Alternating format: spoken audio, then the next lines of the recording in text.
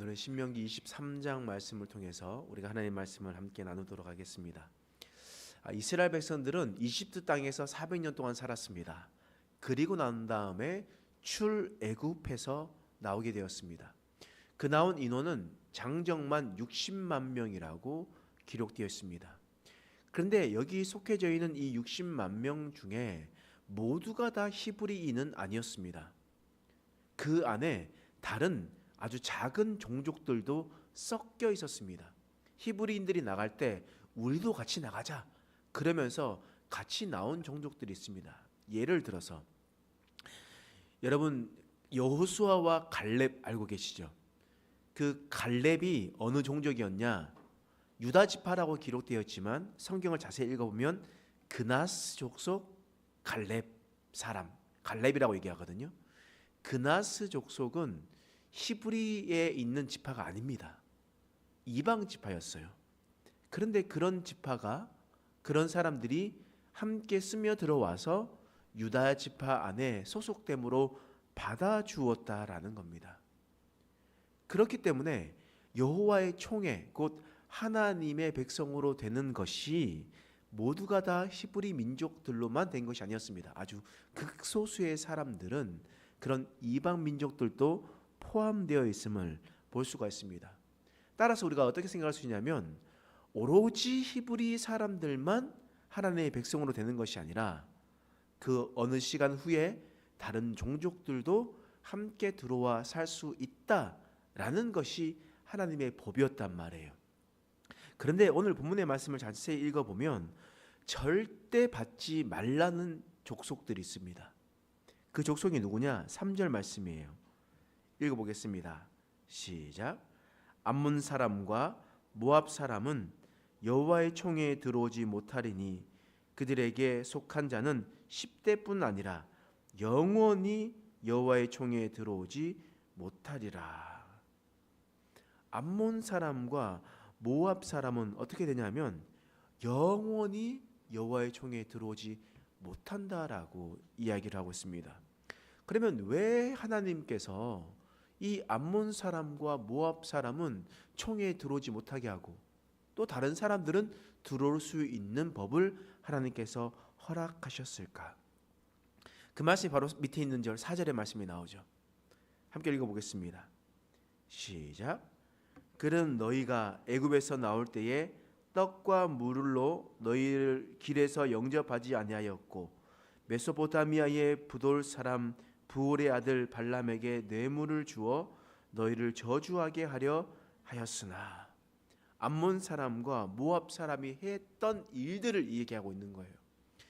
이스라엘 백성들이 출애굽을 해 나갔었을 때에 암몬 사람과 모압 사람은 떡과 물로 그들을 반겨주신 것이 아니라 대적했던 사람들이었습니다. 뿐만 아니라 메소포타미아 부돌의 사람 부올의 아들 발람에게 뇌물을 줘가지고 그들을 저주하게 하려고 했던 사람입니다. 여러분 그런 저주한 사람이 모압 왕 발람이 아니고 발락이었죠. 그런 발락이 바로 모압 왕이었습니다. 때문에 하나님은 이것을 기억하셨다는 거예요. 우리는 잘 기억해야 됩니다. 하나님이 어떤 분이신지. 하나님은 그 모든 것을 다 기억하시는 분이에요. 다 기억하시고 행한 대로 갚으시는 분이십니다. 여러분 우리가 생각해 보십시오. 아들을 저주하는 것은 곧 누구를 저주하는 거예요? 그의 부모를 저주하는 거잖아요. 아버지를 저주하는 것과 같잖아요. 그러니까 아들을 배척하는 것은 곧 아버지를 배척하는 것과 같고 아들을 저주하는 것은 곧 아버지를 저주하는 것과 같습니다. 여러분 이처럼 하나님은 이 모든 것을 다 기억하고 계셨던 거예요. 그래서 암몬과 모압은 절대 이스라엘의 총회에 들어오지 못하게 하라라고 하나님께서 말씀하셨습니다. 사람은 잊어버려도 하나님은 그것을 기억하여 사람은 금방 죽어도 하나님은 영원하시기 때문에 하나님께서 모든 그것을 다 기억하시고 되갚아 주신다는 겁니다. 그렇다면 여러분 우리를 욕하는 사람, 하나님의 자녀된 우리를 욕하는 사람은 어떻게 되겠습니까? 우리가 화를 내봤자 화를 낸 것뿐이겠지만 우리가 욕을 먹고 우리가 저주를 받다고 하는 것은 바로 하나님을 저주하는 것과 같습니다. 그러면 그들의 인생이 어떻게 되겠습니까? 불쌍한 인생이 되는 거거든요. 불쌍한 인생이 되는 겁니다. 그래서 내가 하나님의 일을 위해서 했었을 때 나를 저주하는 것이 있다면, 내 가운데 손가락질을 하는 것이 있다면 그것은 그냥 인내로 받아들이십시오. 그러면 누가 갚아주세요? 하나님께서 갚아주세요. 내가 힘쓰고 내가 해봤자 그냥 혈압만 오를 뿐입니다. 그러나 내 마음속에 있었던 것을 하나님께서 다 하시니 하나님께서 그것을 하시도록 그냥 내버려 두면 하나님께서 모든 것을 다 기억하시고 우리에게 위로를 주실 것입니다. 또 9절 말씀에 이런 말씀이 있습니다. 읽어보겠습니다. 시작. 내가 적군을 치러 출진할 때에 모든 악한 일을 스스로 삼갈지니. 여러분, 적군을 치러 출진할 때입니다. 그러니까 전쟁을 하러 나갈 겁니다. 여러분, 전쟁을 하러 나가면 뭐라고 얘기하겠습니까? 너희 총은 잘 챙겼냐? 어떤 전쟁에 쓰는 모든 도구는 잘 챙겼냐? 이렇게 이야기를 되거든요. 갑옷을 잘 확인해라. 칼을 확인해라. 뭐 이렇게 이야기를 해야 되는데 하나님께서 뭐라고 말씀하시냐면 적군을 치러 출진할 때는 모든 악한 일을 스스로 삼갈지니. 이상한 말을 하고 계시거든요. 전쟁을 하면 다른 것을 챙겨야 되는데 그냥 악한 일을 줄여라, 삼가라 라고 하나님께서 말씀하시는 겁니다. 여러분, 이것이 무슨 말이겠습니까? 이 전쟁은 지금 누구에게 속했다는 거예요? 하나님께 속했다는 거거든요. 너희가 열심히 칼 연습한다고 전쟁에서 이길 수 있는 것이 아니야. 너희 하나님만을 섬기고 하나님 앞에 거룩한 모습으로 나아가봐. 그러면 하나님께서 너를 책임져 주실 것이야 라고 하나님께서 말씀하고 있는 겁니다. 그러면 여러분, 우리가 이 세상을 살아갈 때 우리의 전쟁은 어떤 전쟁입니까? 내 눈앞에 있는 것을 보면서 하는 전쟁이 아니에요. 우리의 전쟁은 혈과 육에 대한 전쟁이 아닙니다. 다시 말하면 내 눈에 보이는 것에 대한 싸움이 아니라는 거예요. 나의 적은 여기 있고 저기 있고 그것이 아니에요. 우리의 싸움은 공중 권세 잡은 자와의 싸움이라는 겁니다. 바꾸어 말하면 보이지 않는 것에 대한 싸움이라는 거예요.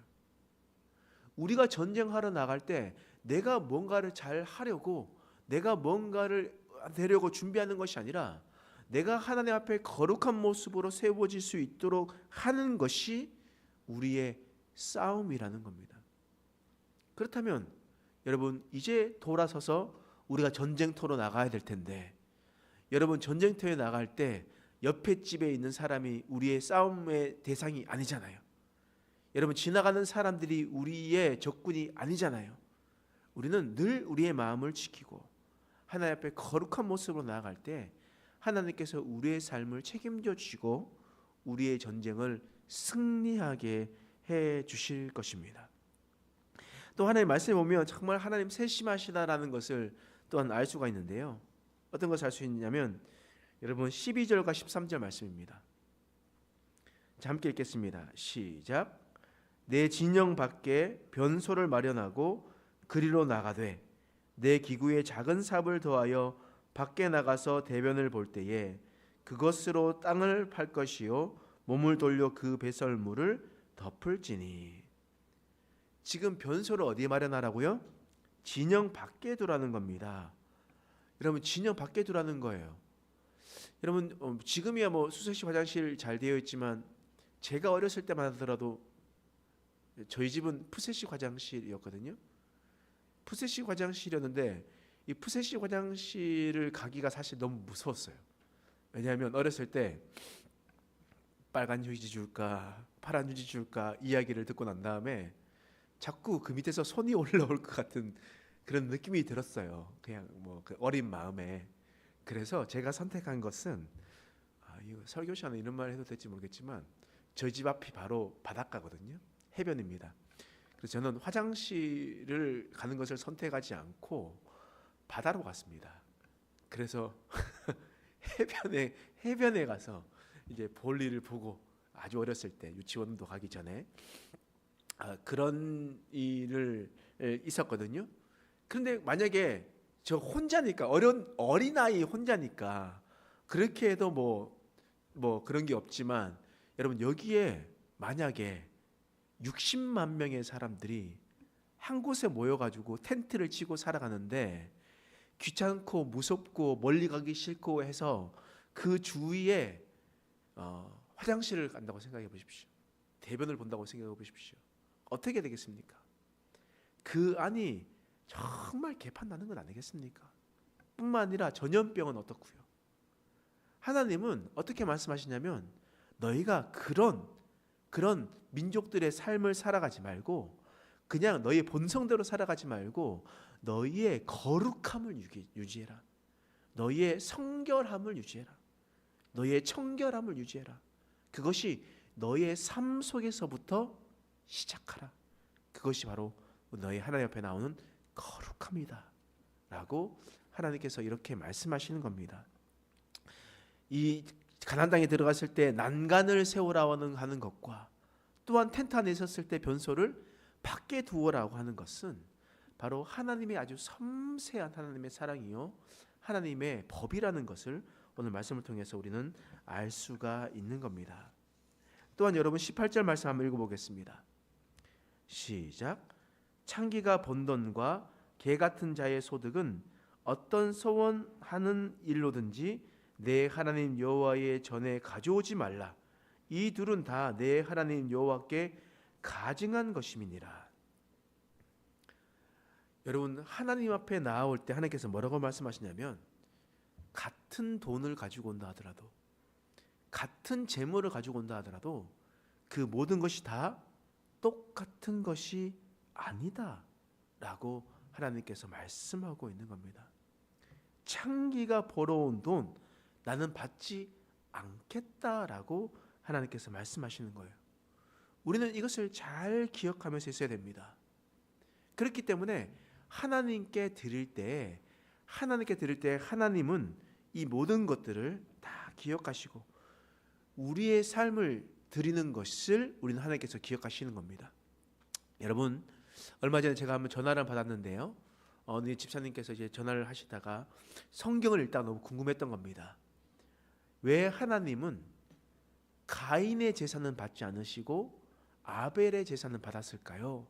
라는 질문을 받았습니다. 그 질문을 받았을 때 제가 어떻게 설명을 드렸냐면 창세기 보면 아벨과 그의 제사가 있고 가인과 그의 제사가 있다라는 겁니다. 그것은 무슨 말이냐? 하나님은 그냥 그 제사만 받았던 것이 아니라 그 제사를 드리는 사람까지 받으셨다는 의미거든요. 그렇다라는 것은 가인이 어떤 삶을 살고 제사를 드렸는가, 아벨이 어떤 삶을 살고 제사를 드렸느냐에 따라 하나님은 그것을 받으시고 받지 않으신다는 것이 나오는 겁니다. 본문 말씀으로 돌아와서 창기가 벌어온 돈을 여호와께 가지고 왔습니다. 그것은 모두가 같은 헌물이고 제물이라고 볼 수가 있습니다. 그러나 하나님은 그 제물만 보시는 것이 아니라 창기의 삶을 보신다는 거예요. 개 같은 자의 삶을 보셨다는 겁니다. 하나님은 그 삶을 보시고 그 삶을 통하여 드린 것을 내가 받지 않겠다라고 하나님께서 말씀하고 있는 겁니다. 우리가 이 말씀을 잘 기억해서 오직 하나님을 생각하고 또 우리의 하나님께 제사를 드릴 때 하나님께 예물을 드릴 때 우리의 삶까지 받으시는 하나님을 기억하며 살아가는 저와 여러분 되시길 간절히 축원합니다. 기도하겠습니다. 하나님 우리 인생 가운데 찾아와 주셔서 섬세하게 세밀하게 우리를 돌봐 주신 것 감사합니다. 또한 매 순간순간마다 하나님은 기억하시고 우리의 삶을 책임져 주시니 감사합니다. 하나님 우리가 창기와 개 같은 자와 같은 삶을 살아가며 하나님께 나오고는 것이 아니라 하나님, 우리가 하나님께 거룩한 백성으로 성결한 자들로 살아갈 수 있는 우리의 인생 되게 하여 주시옵소서. 감사드리며 예수님의 이름으로 간절히 기도드립니다. 아멘.